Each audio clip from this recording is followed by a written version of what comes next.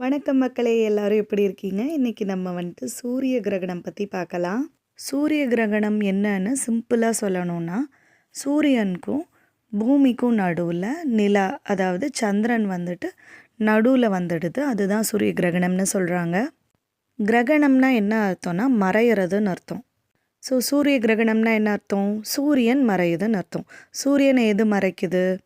நிலா மறைக்குது. அதாவது சூரியனுக்கும் பூமிக்கும் நடுவில் நிலா இருக்கு இல்லையா, அது மறைக்குது. ஆனால் அந்த டைமில் நமக்கு நிலா தெரியாது. எக்ஸாம்பிளுக்கு சொல்லணும்னா, ஒரு லைட் கிட்ட ஏதோ ஒரு ஆப்ஜெக்ட் கொண்டு போய் வச்சிங்கன்னா அதோட நிழல் அப்படியே ஆப்போசிட்டில் படும் இல்லையா, அது மாதிரி தான் சூரிய வெளிச்சம் பூமி மேலே படாமல் அதுக்கு நடுவில் நிலா வந்து அதோட வெளிச்சத்தை வாங்கிக்குது. ஸோ நமக்கு ஆப்போசிட்டில் நிலாவோட நிழல் வந்து பூமி மேலே பட்டு பூமி வந்துட்டு இருட்டாயிடுது.